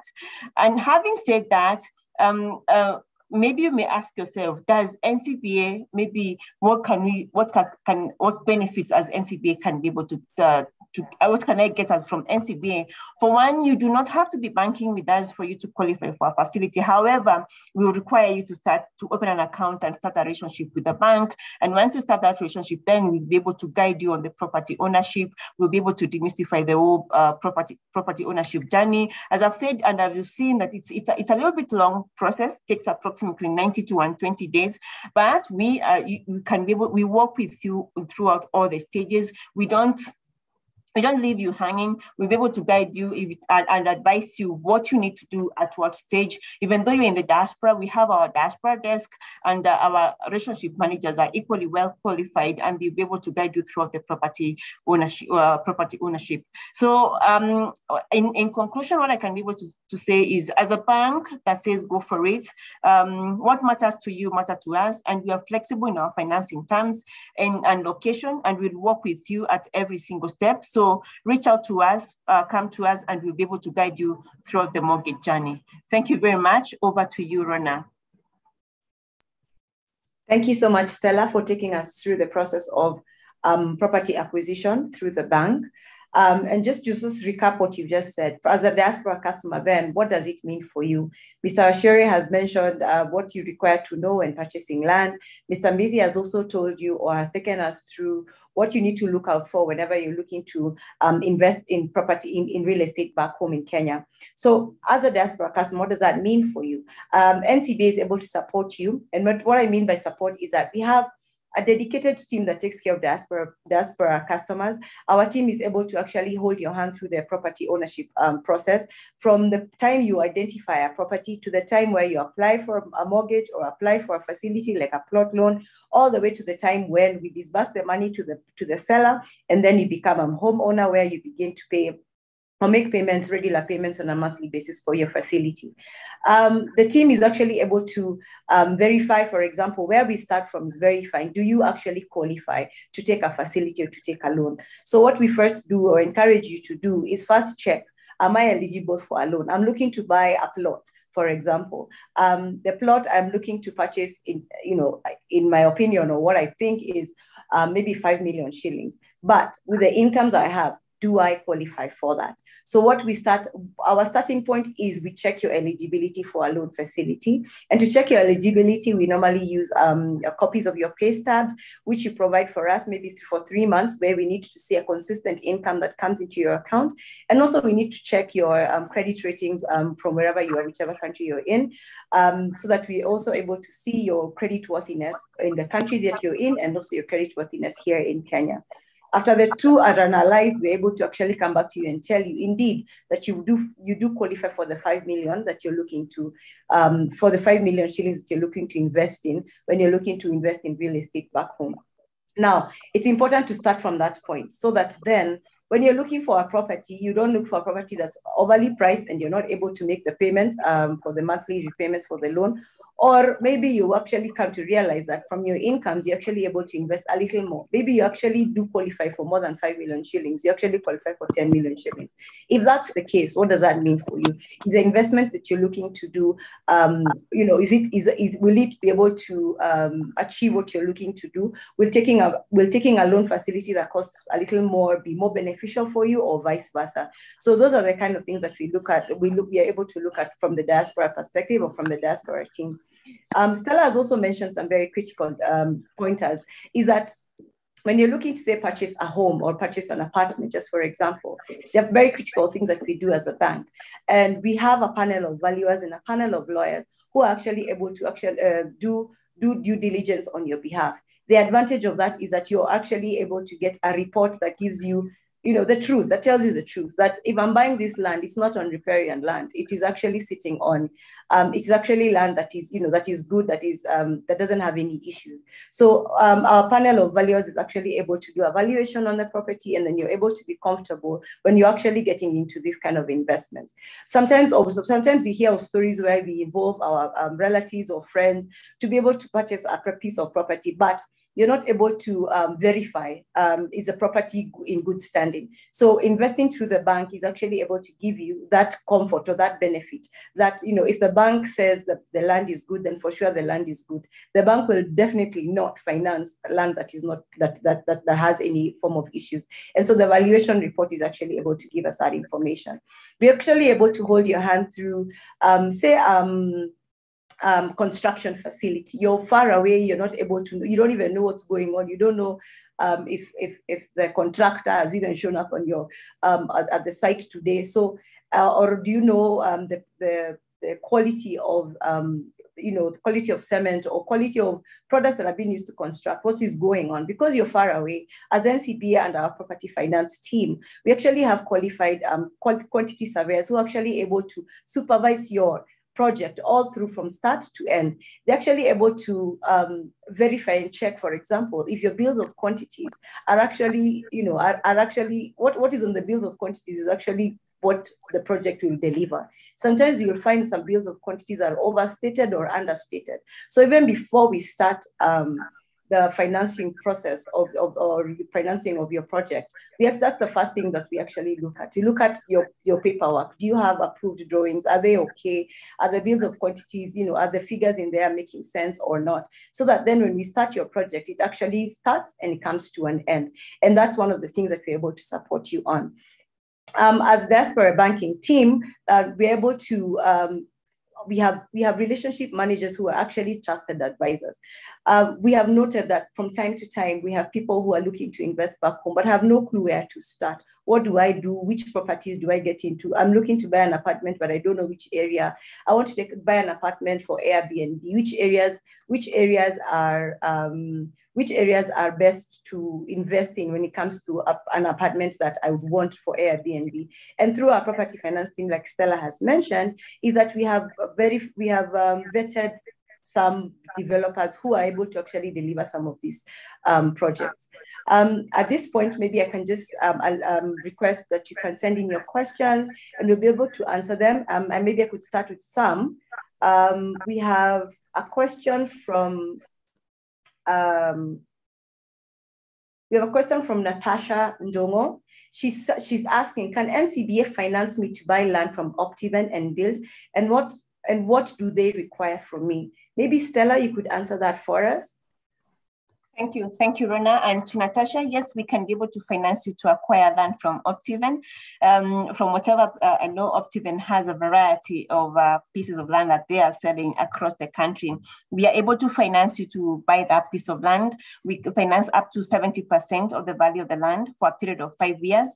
And for us, what we look at two critical things. We look at income as well as the property that you are buying. Once you confirm that property is good, we are good to go. And then for your income within the diaspora, we look at your income. Basically, you're working there. We're able to look at your pay stubs. You're able to look at your pay slips. You're able to look at your bank statements, as well as also your credit reference bureau reports from the country of residence. And then once you get all that, and also you have your work, either your work permit, your residence permit, then you're able to finance you for a maximum period of 5 years. But for us, Natasha, you can be able to drop our email to our diaspora email group, and which will be able to share after this, and we'll be able to guide you through the process and all the stages. Thank you so much, Stella. Natasha, please kindly drop us an email on diasporabankingteam@ncbagroup.com, and we'll be able to give you further information on what you need to do. And like I mentioned, we normally start by checking your eligibility. So as soon as we check your eligibility, I can confirm that we'll be able to finance you to buy a plot from Optiven and also take you through the process of building on it. On to my second question. It's from Elizabeth Kabaiku. She's asking, how can you enlighten us on joint venture developments? Pros and cons, please. Mr. Mbidi, could you please answer that question on our behalf? Thank you. Pros and cons of joint venture developments. Now, I am not sure whether the person asking the question wants to be involved in the joint venture themselves, or they want to make an acquisition in a project that's a joint venture, but I'll try and attempt to answer both. If the person asking the question would like to get into a joint venture, of course, the advantages are that they may own prime land, but they do not have capital to develop. So they get the advantage of having the developer source for capital from either the experience in construction or from a bank that is mutual.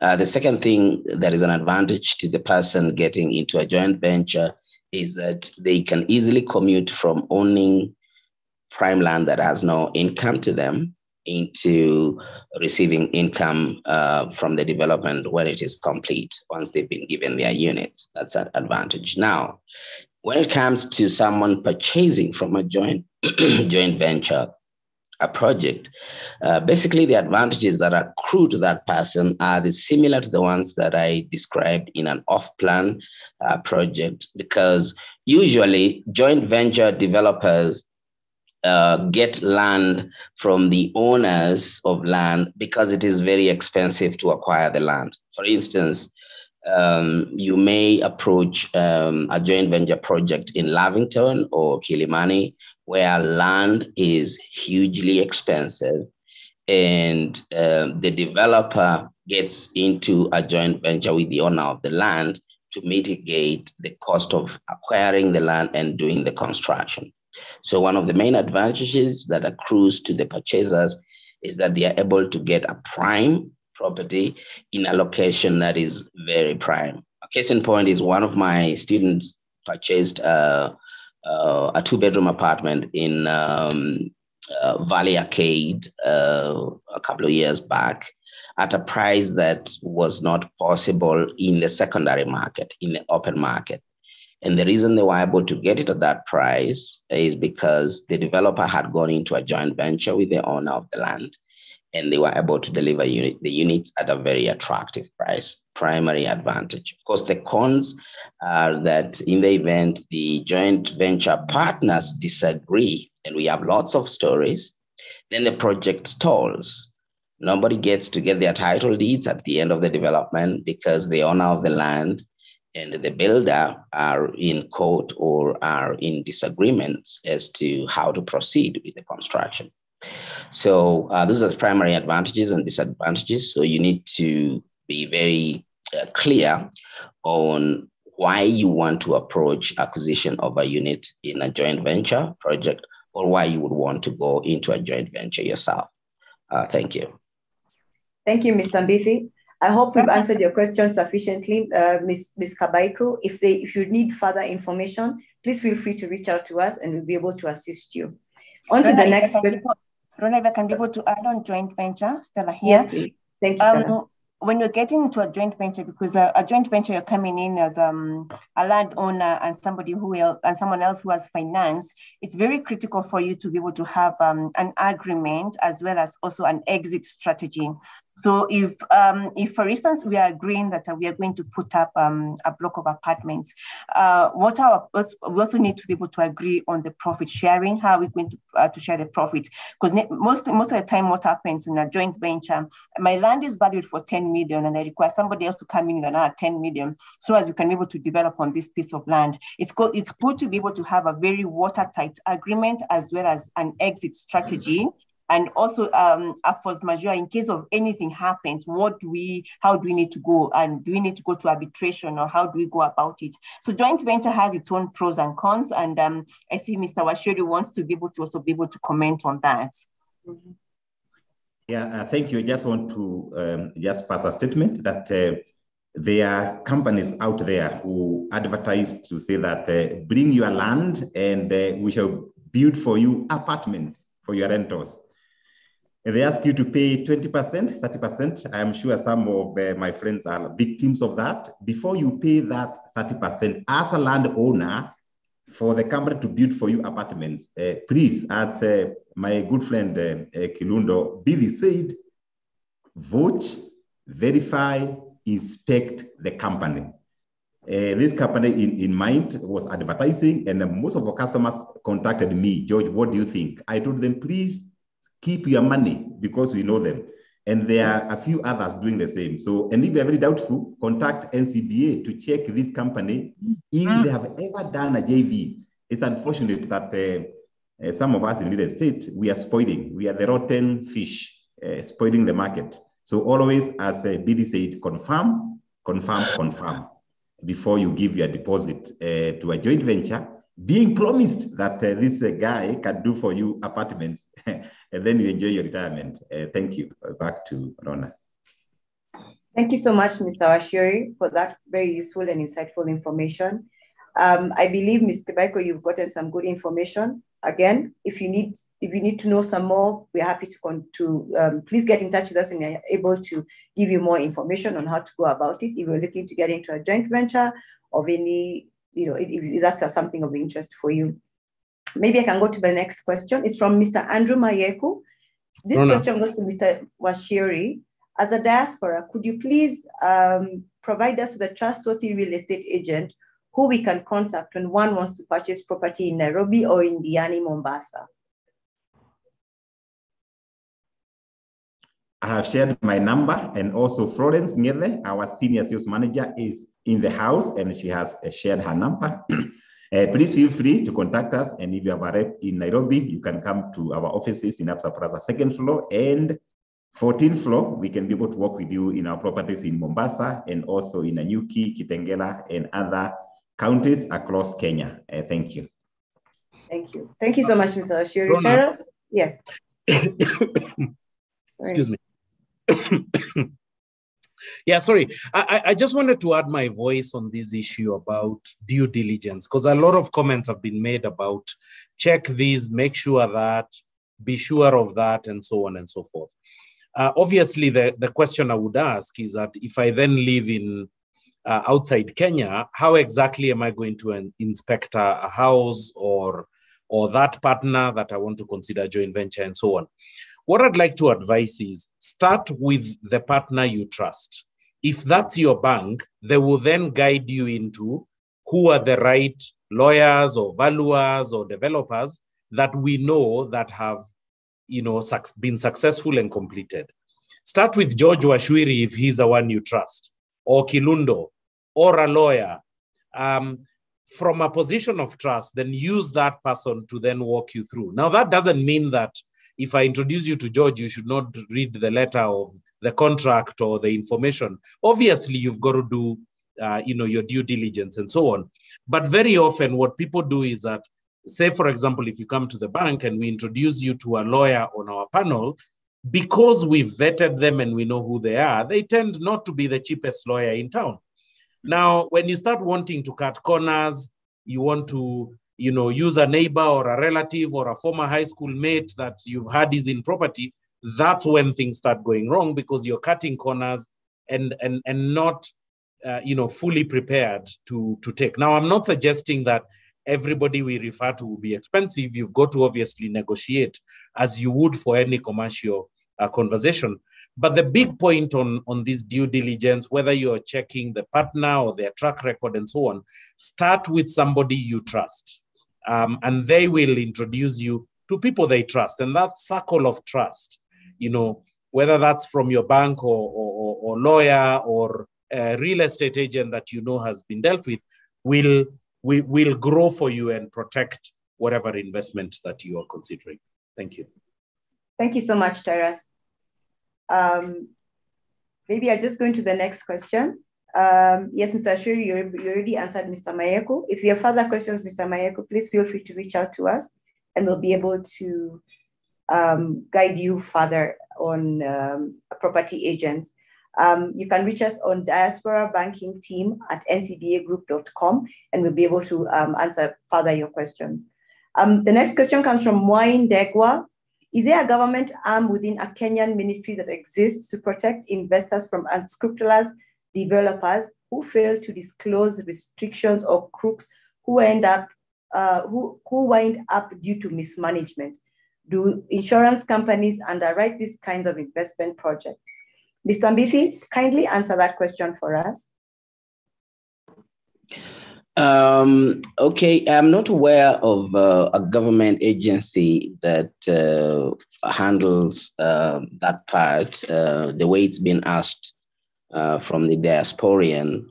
However, we have an association of developers that has taken up some of these questions, some of these concerns that have been happening over the last many years. And the association, of course, is not very old. It's not been around for a long time. Of course, I'm not a spokesperson for the Association of Developers of Kenya. I would recommend the person who's asked the question to try and actually contact me after this event.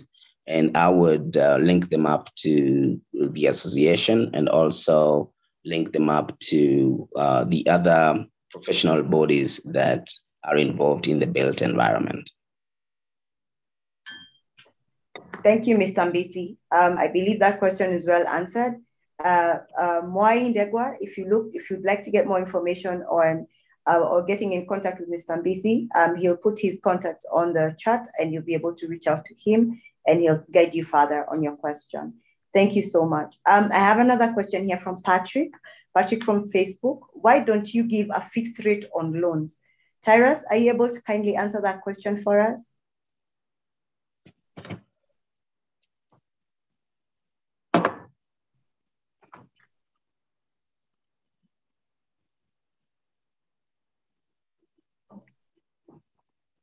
Maybe Stella, you can take it. All right. Thank you, Rena.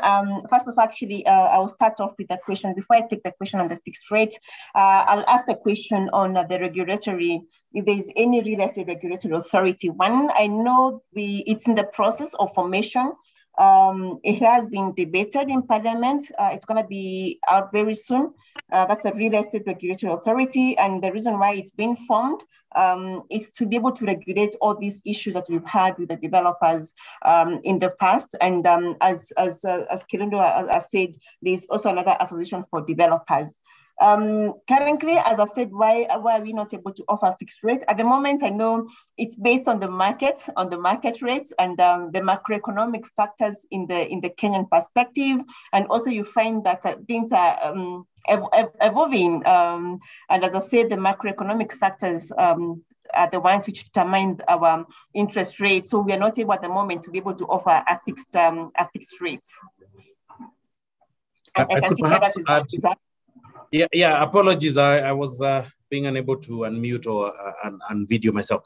So fixed rates are attractive if you believe rates will increase. There can obviously be a trap if rates change, and small economies such as what Kenya is in the context of other globally large economies tend to be quite volatile. So today you might see interest rates are going up, although there's been a very overt effort by both the central bank and the banking industry to keep rates very flat, that you might believe that a fixed rate is attractive. But do remember that it will also be fixed if rates are going down.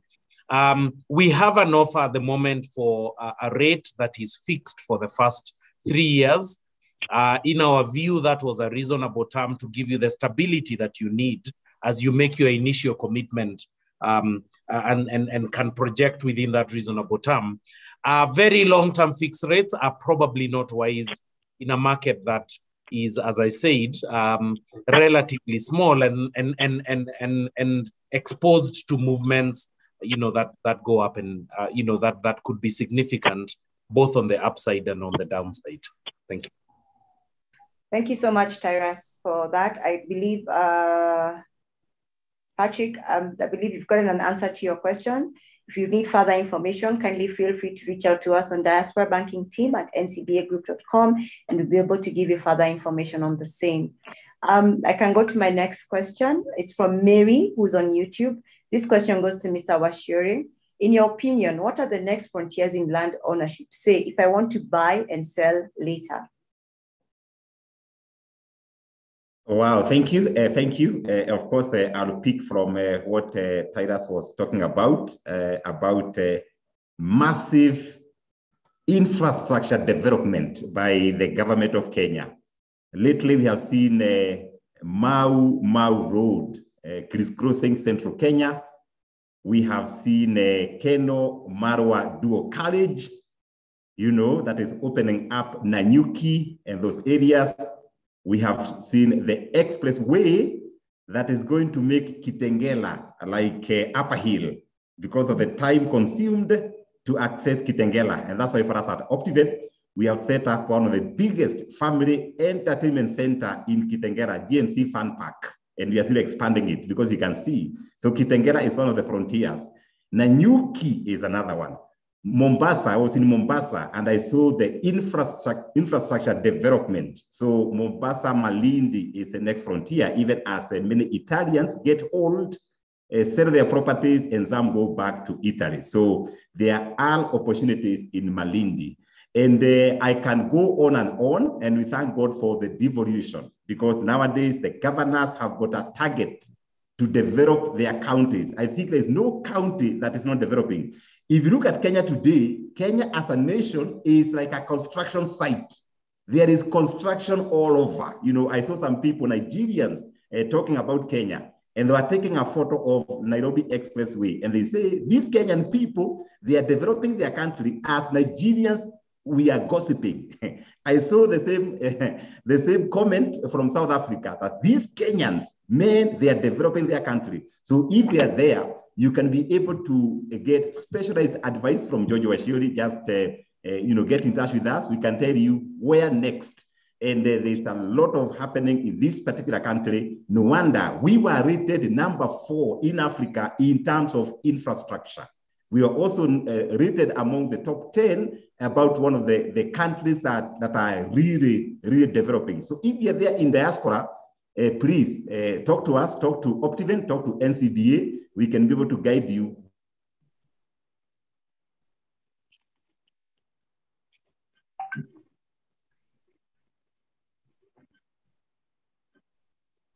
We might have lost George. Yeah. Okay.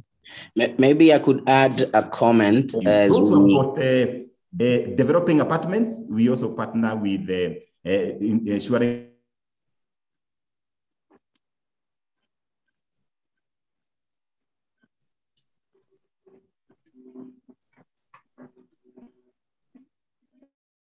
George, we lost you.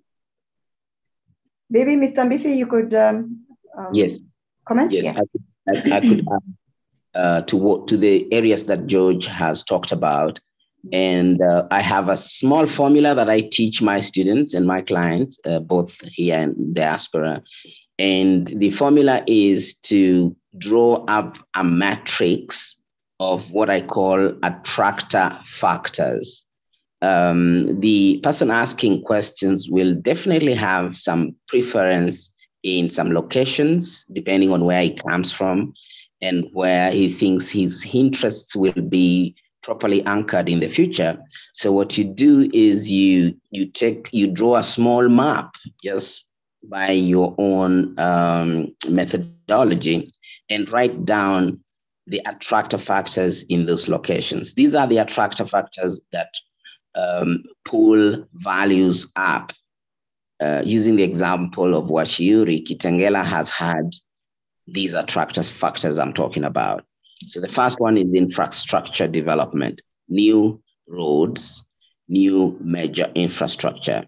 The second one is social amenities. Kitengela has been having schools, international schools, universities. I've been counting more than 10 now.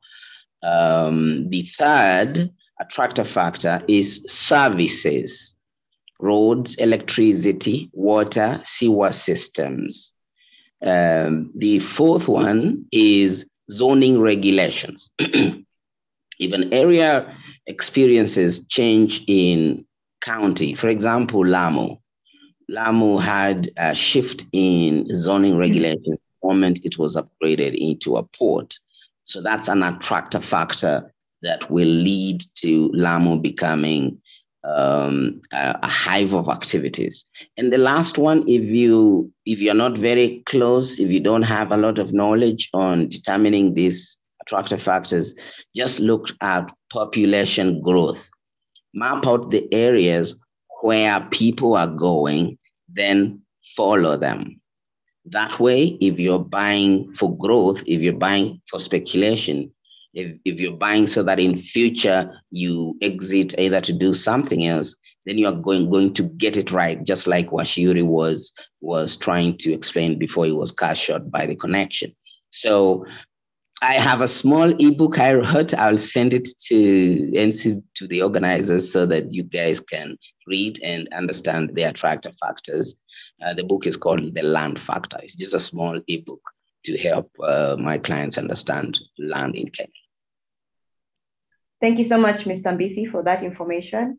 Mr. Washiuri, would you like to finalize on your comment? We lost you at some point. I don't know where I got raptured, but I was talking about, as my good friend David is saying, what to check to determine the next frontier.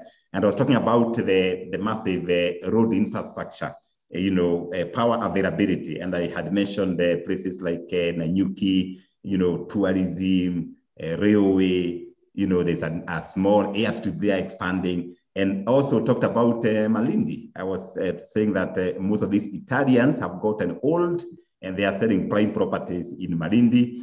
And of course, we had a property there that went on very well.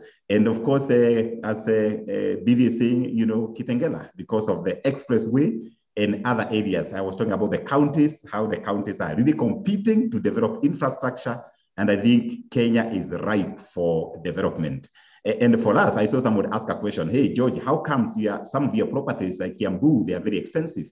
And I want to answer this particular customer. I think I saw him post, is Samo. And the reason why our properties might be slightly expensive is because we over-invest millions in these properties.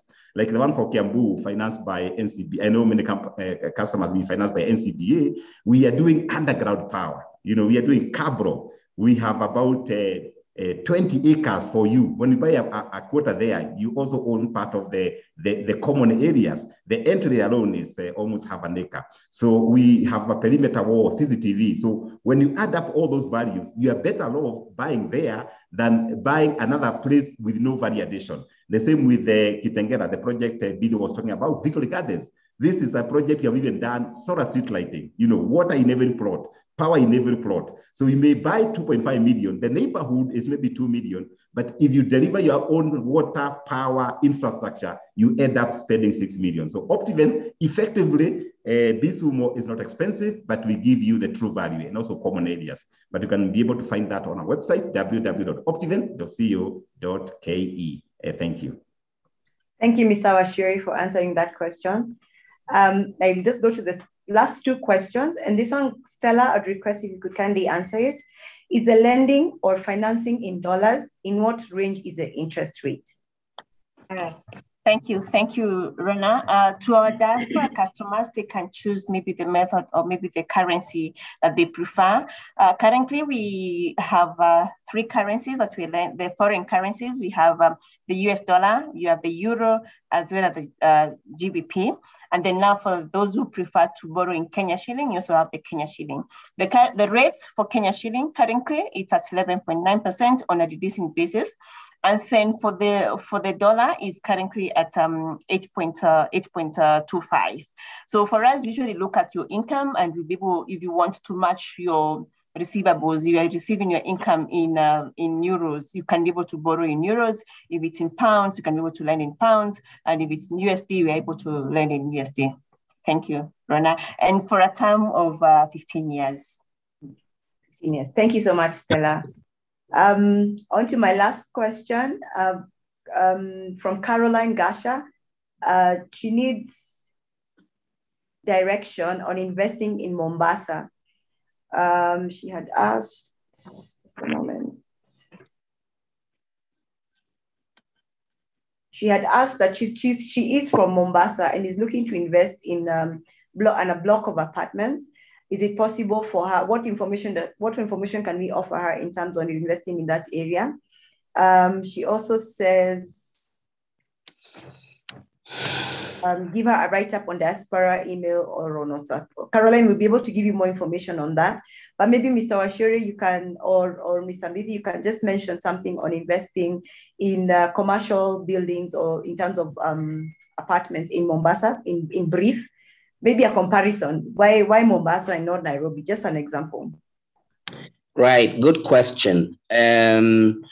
When an investor is choosing a location to make their investments, they are driven by the return on investments that are available within that location. And of course, in turn, the return on investments are driven by the dynamics, the demographics of the area.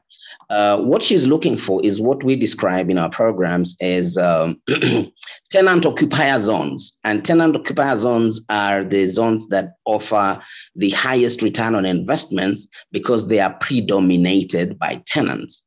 So she needs to buy a block of flats in an area that is dominated by tenants rather than homeowners. Of course, if you buy in an area dominated by homeowners, the return on investment will be depressed because most people live in their houses. Now, to help her implement her investment in Mombasa, we have a process that we follow, actually. And it is very well described in one of my books called The Roadmap, which I think I'll provide to her. And it shows a step-by-step process, right from determining the return on investment she wants to achieve and going down to determining the location where she needs to buy the property. I'm a little bit familiar with Mombasa, but I'm very sure that in the many estates in Mombasa, South Coast, North Coast, there will be an estate that will give her the return that she's looking for. Then once we have determined which estate it is, then we'll narrow down onto the exact kind of buildings. Now, what I would recommend her before we meet, I'm going to provide my contacts so that she can get in touch with me, is that if she's pushing for the highest return on investment, then she needs to be ready to acquire what we call multiple dweller properties. These are properties that have, more than 4 families living within the same building. And we have properties right from 5 million, all the way to 100 million, depending on your budget. So yes, we can show you how it is done, and we can work with you. And at the end of the day, you will be able to make a decision on the best property to acquire in Mombasa. Now, before I finish answering that question, I would say that the returns on investment in that particular market segment, that is tenant occupier zones and multiple dweller properties, they are quite similar. The returns on investment in Nairobi are quite similar to those of Mombasa. They range between 8 to 12% per annum.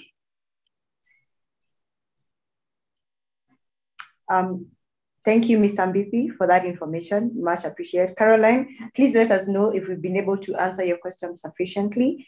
As you requested, we will send you some information via email.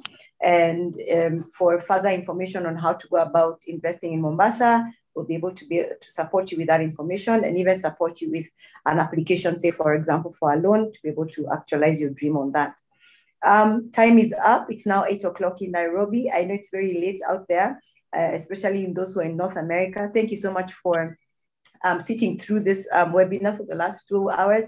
We really appreciate your presence here with us.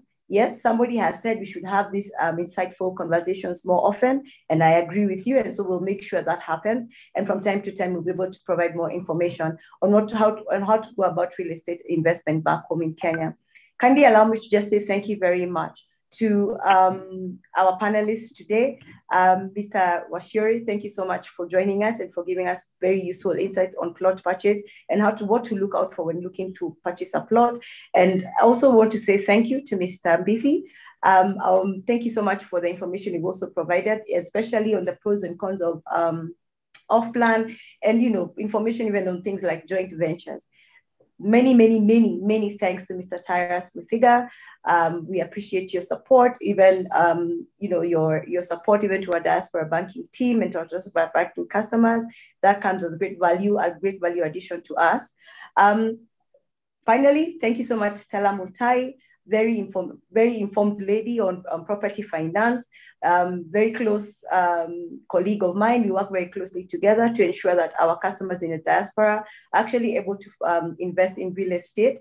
We are able to support you from wherever you are, working very closely with Stella's team and myself to ensure that you actualize your dreams back home. And for me and the entire diaspora banking team, we just want to say thank you for joining us today. We are happy to support you. Please feel free to reach out to us on email, diasporabankingteam@ncbagroup.com, or you can also reach me, Rona, personally on WhatsApp. My WhatsApp number is +254 750 95 98 48, and I'll be able to answer your questions. And I'll also be able to just guide you on whatever you require when it comes to investing back home. Once again, we want to just say thank you. We also have a relationship banking team that is able to support you with whatever you require, not just with investment in real estate, but also with simple tasks as opening an account. We'll be able to help you do that. Once again, Asante Sana, and may God bless you. Have a good night, and to us in Nairobi, enjoy your day. Thank you so much.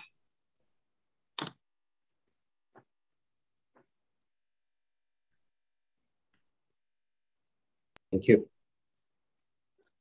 Asante. Thank you and have a good day.